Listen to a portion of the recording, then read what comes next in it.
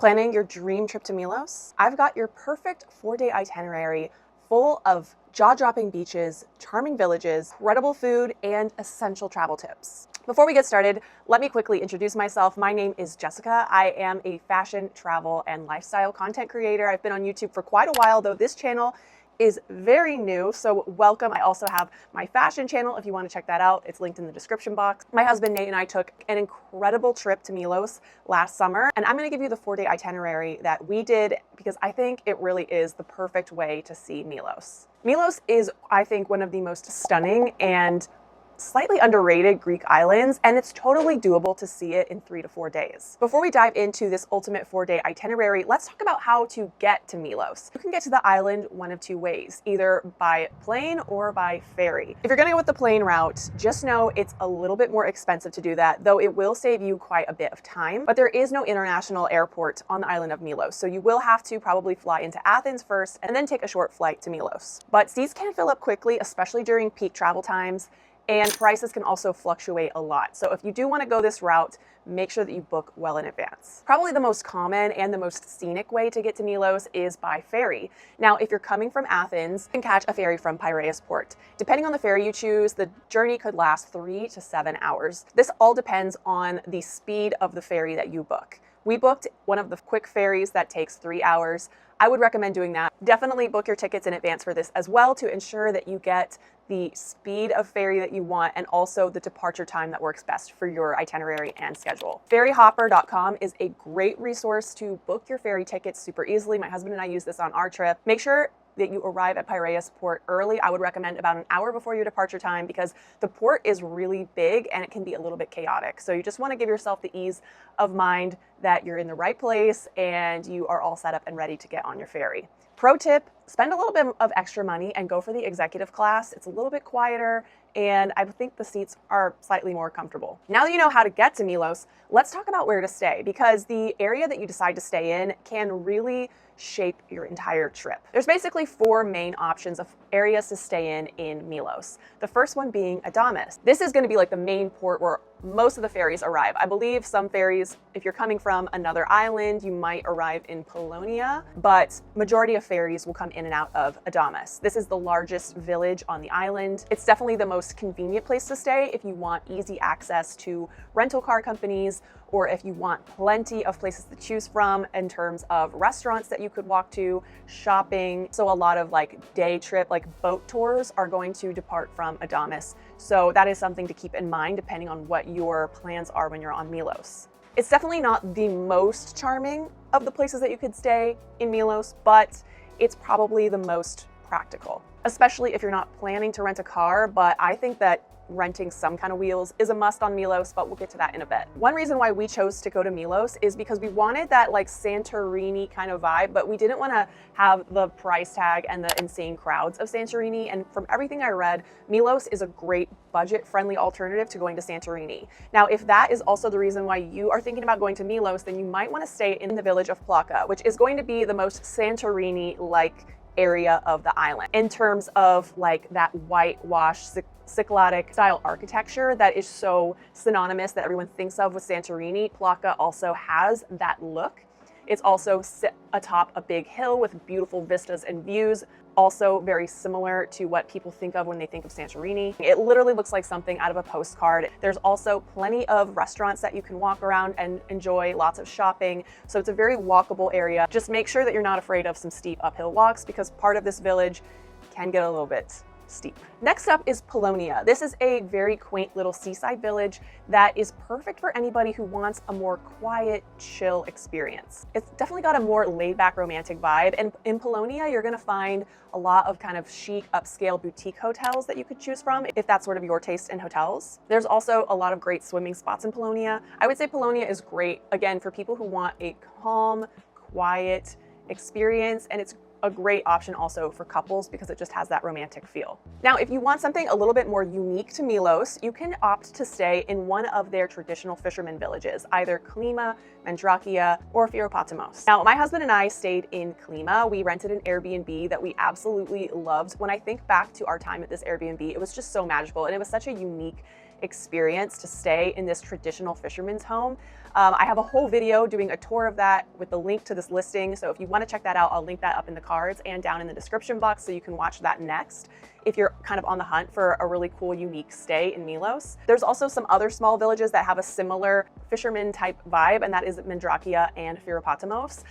You could look on Airbnb or VRBO and see what you find. All of these villages are going to be high on charm, but definitely low on convenience and practicality. You're not going to have a whole lot of stuff around you to just immediately walk to as far as food and shopping goes. You're going to have to drive pretty much to anything that you need to do. So you will absolutely need a car or some kind of vehicle if you choose to go the traditional fisherman village stay route. So whether you're looking for convenience, charm, or total tranquility, there's definitely a little pocket of Milos that's perfect for you.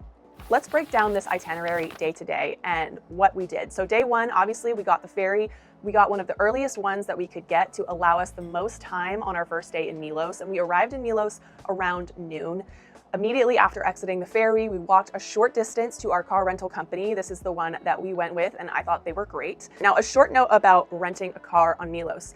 If you are an automatic driver only, you're definitely going to want to book your rental car well in advance because automatic cars are a little bit more rare on the island. There's just not as many of them available to rent. So because of that, they book up quicker and they are more expensive. Definitely book that in advance if that is something that you need. We got a manual car because even though I don't drive manual, my husband does. And so he was just the designated driver of our trip, which was completely fine. Trust me, you do not want to be a person trying to learn how to drive stick shift in Milos. The roads here can be very crazy. Sometimes you have like a proper road and sometimes you're in areas where it's so narrow that it can only fit one car in either direction. So you have to pull off to the side sometimes to allow the other direction of traffic to come through. And sometimes that has to happen when you're going up a hill. There was definitely some like heart-stopping moments when we were driving around, even though my husband is great at manual transmission. So just don't try to learn manual here, trust me. You can also opt to rent a four-wheeler or scooter.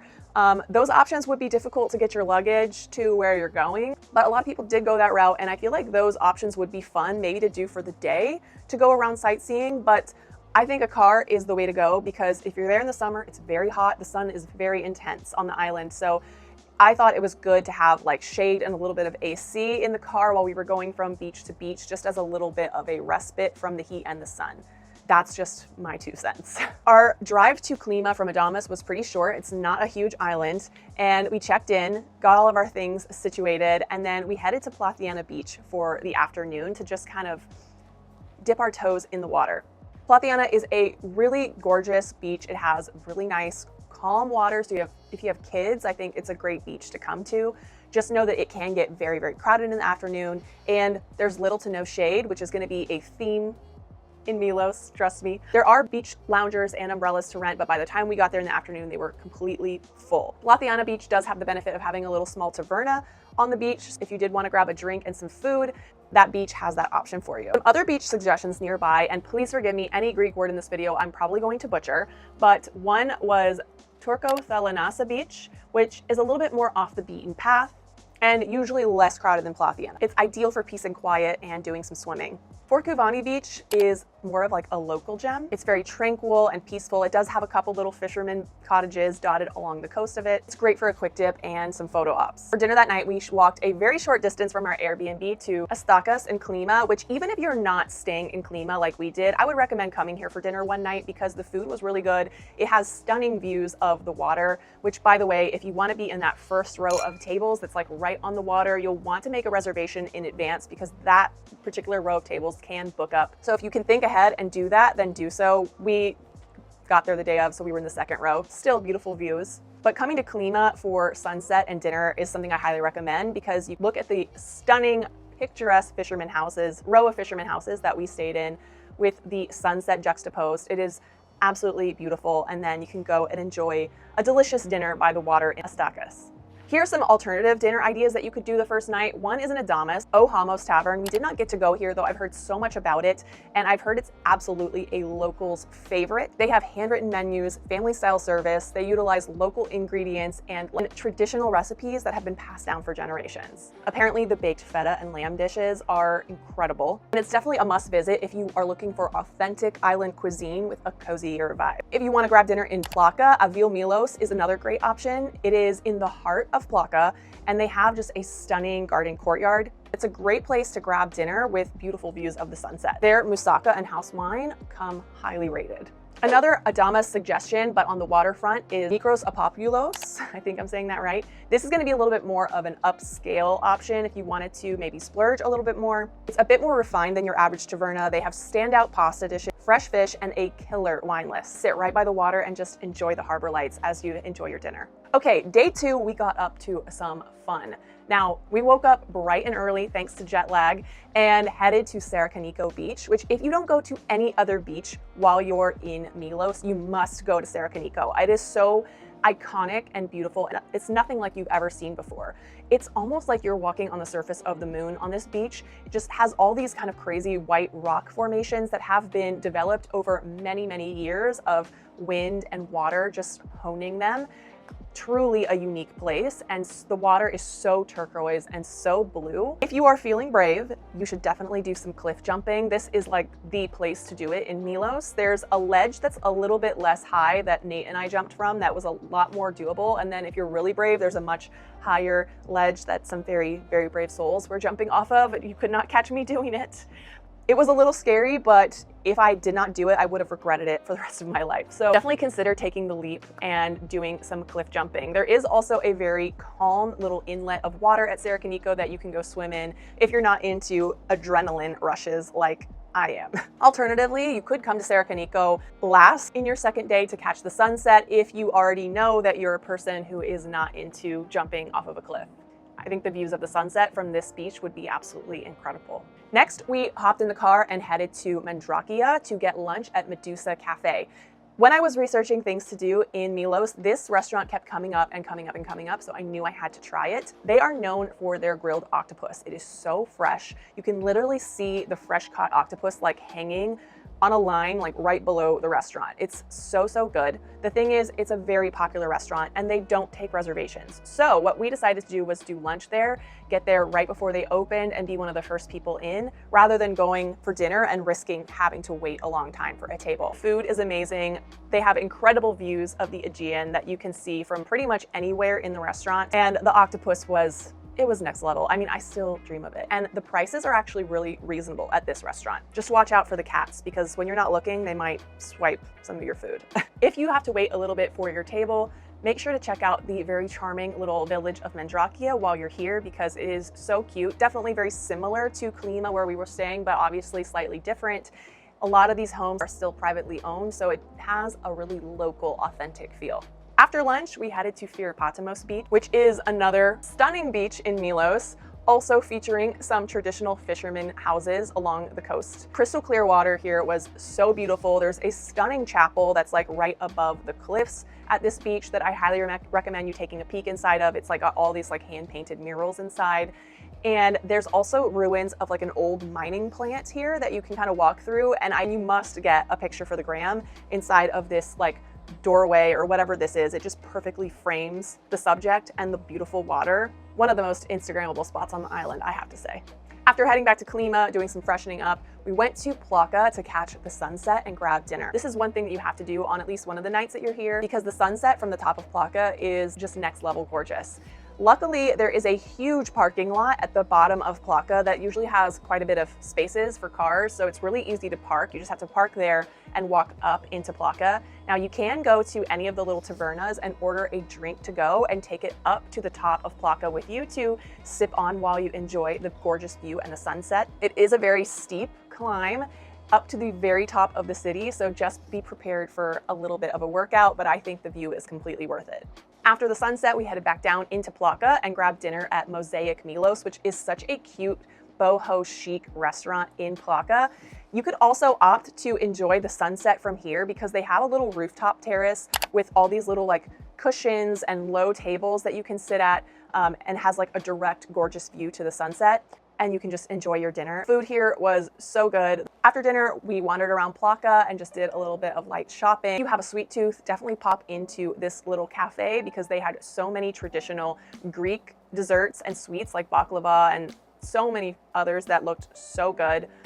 Definitely the place to get your sweet tooth on in Plaka. On day 3, we decided to go and explore the southeast coast of Milos. You're gonna find when you go to this part of the island, it's a lot more rural, it's a lot more remote feeling. And the beaches here in general are going to have a lot less infrastructure around them. Our first stop was Paleochori Beach, which is a huge open beach that is so sandy and so stunning. But of course, be ready because there is very little shade. Because of this, we decided to splurge on a sunbed at the Adamas resort. It's a gorgeous resort, which you could absolutely stay at, very bougie. The sunbeds and the day beds here are definitely not cheap, but they were very luxurious and it was really nice to just relax in the shade rather than be burnt to a crisp on the beach. You also might be able to rent beach chairs and an umbrella from this beach bar, which was right next door to Adamas. I'm sure their prices would be a little bit more affordable. I've seen photos of the beach with their beach chairs set out there. They did not have anything set up the day that we were there. That could also be an option depending on maybe the day of the week you're there or the time of day. Next up, we went to Fyriplaka Beach, which is just another gorgeous beach. The water is insanely blue and it has some really interesting and cool rock formations in the water. It's a very big beach, but it was very crowded the day we went there. And getting to it was also a little tricky. You have to like park your car alongside of the dirt road that leads into it. And you might have quite a bit of a walk depending on how many cars are parked there that day. And then getting to the beach, you kind of have to wade through this like little tide pool area to get around a corner and then you're at the beach. So this one is a slight bit of an adventure to get to. Again, there is really little to no shade at this beach. There is a small little taverna on the beach that does rent out beach chairs and umbrellas and day beds. But again, by the time we got to this beach, all of those were taken. There are little places like little trees or little like caves along the coast where you can find some shade, but a lot of times other people have already found those spots. So just be prepared for that. I wish that there was a place where we could have just rented like a simple beach umbrella for a couple days on the island just that we could take with us from beach to beach because that would have made things so much easier. There's also no restroom on this beach that I know of. So again, keep that in mind. It was a little dicey because it's like I had a beer and I was like, I hope I don't need to use the restroom. Now, if you're down for a little mini adventure, you got to also check out Tsigrado Beach. This beach is only reachable by scaling some cliffs that the locals have kindly built ladders to help you do. You could also, I guess, rent a kayak from Fyriplaka to where we were before and kayak over if you wanted to. I didn't really see anybody doing that, but I saw this sign, so something to look into. This ladder situation is a little sketchy. There's 2 ladders that you have to go down to get to this beach. The first one is like straight down into this little ravine. And when we went, it was missing like the bottom rung.